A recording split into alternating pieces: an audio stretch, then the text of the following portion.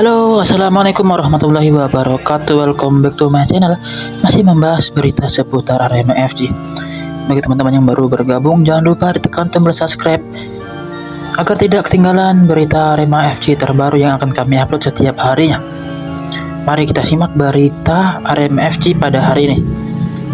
Arema FC telah menandatangani Memorandum of Understanding atau MOU dengan pemerintahan Kabupaten Malang atau Pemkat terkait penggunaan Stadion Kanjuruhan untuk 2 pertandingan sisa Liga 1 BRI musim kompetisi 2024-2025. Penandatanganan MOU antara Arema FC dengan Pemkab Malang dilakukan pada Sabtu 3 Mei 2025 kemarin, menandai kembalinya klub kebanggaan Aremania itu bermain ke stadion kebanggaannya, yaitu Stadion Kanjuruhan.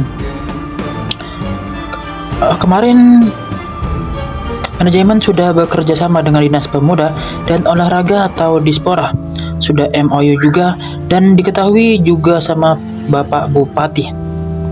Dalam waktu dekat ini, Arema FC akan menjamu Persik Kediri pada Minggu 11 Mei 2025, tepatnya esok hari, dan akan melawan Semen Padang juga pada Minggu 25 Mei 2025 mendatang.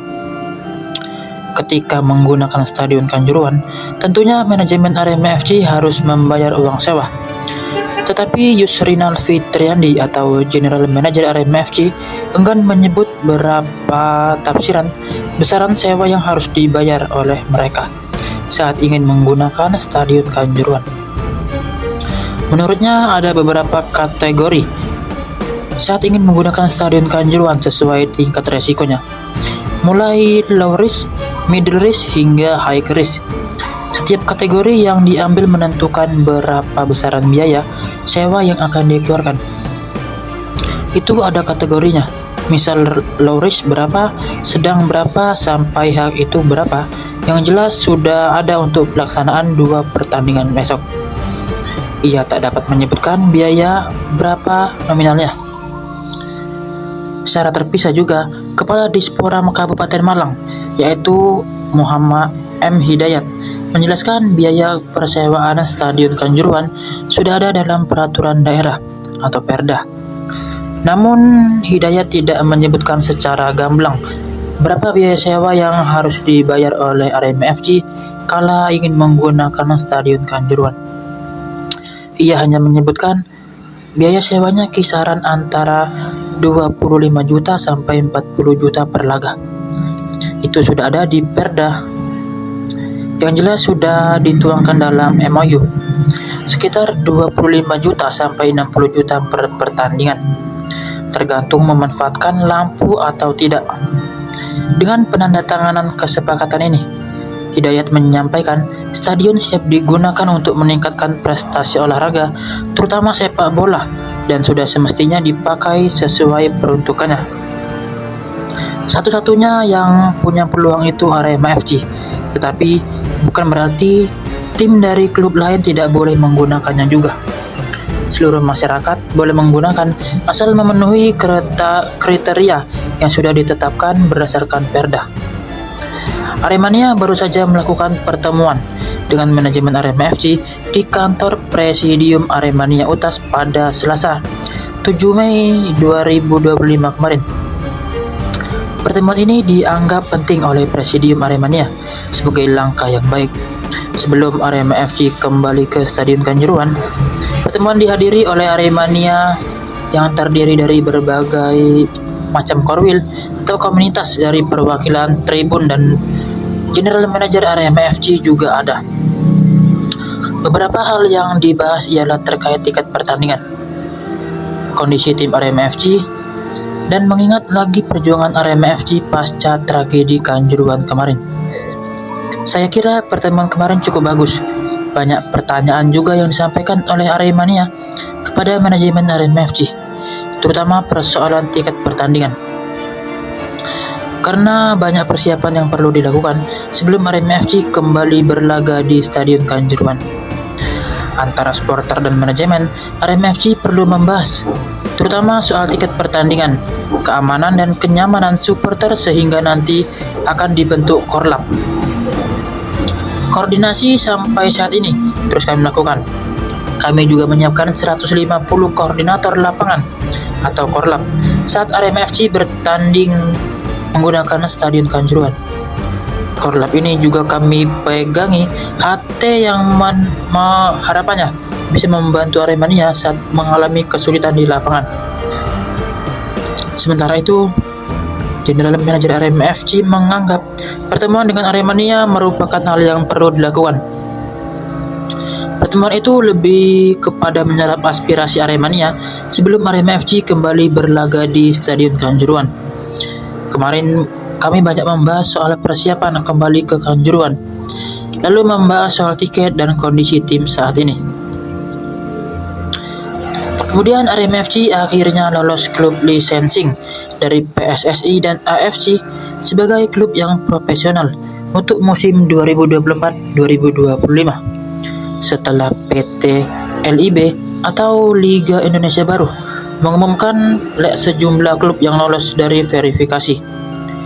Keberhasilan ini memastikan Arema FC tetap berstatus sebagai klub profesional yang diumumkan oleh PT LIB pada Selasa kemarin, tepatnya 6 Mei 2025 lalu.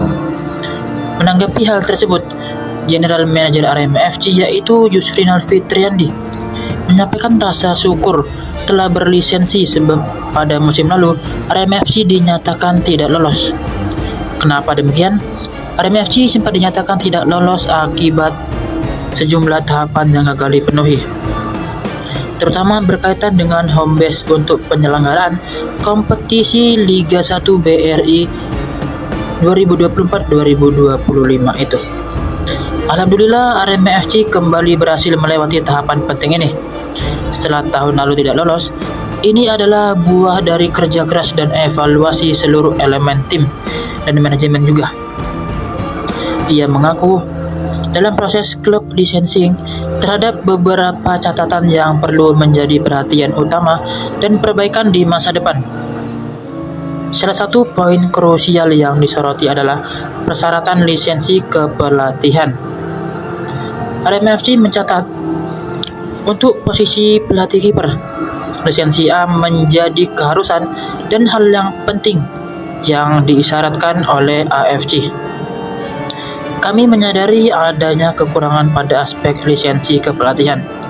Saat ini, di Indonesia baru terdapat satu nama yang memiliki lisensi GK level 3, yakni Kurnia Sandi.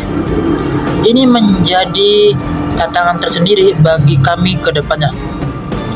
Manajemen Arema FC berkomitmen untuk terus mempertahankan standar yang telah dicapai serta berupaya meningkatkan kualitas di segala aspek, termasuk pemenuhan lisensi kepelatihan yang dipersyaratkan.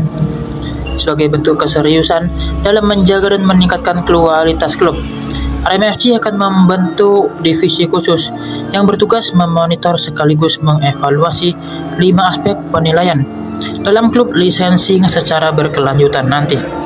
Kelima aspek tersebut meliputi sporting atau pembinaan usia muda, infrastruktur, personel dan administrasi legal, serta finansial. Pembentukan divisi khusus ini adalah langkah proaktif yang dilakukan untuk memastikan Arema FC tidak akan lolos klub licensing setiap tahunnya, tetapi juga berkembang menjadi klub yang profesional dan berdaya saing tinggi. Dengan lolos klub licensing tahun 2024-2025 ini, Arema FC semakin optimis untuk menatap musim selanjutnya. Apalagi di musim depan nanti, Arema FC akan kembali berlaga di Stadion Kanjuruhan Kabupaten Malang itu. Kondisi ini menjadi poin plus bagi Singoedan setelah 2,5 musim menjadi tim musafir yang berpindah-pindah home base. Tentunya ini langkah yang baik dalam menyongsong musim kompetisi mendatang dengan semangat baru dan tekad untuk meraih prestasi yang lebih baik. Oke, sekian berita yang dapat kami sampaikan. Jangan lupa ditekan tombol lonceng notifikasinya agar kalian tidak ketinggalan berita terbaru waktu kami melakukan upload video. Oke, sekian, terima kasih. See you next time on the next video terbaru.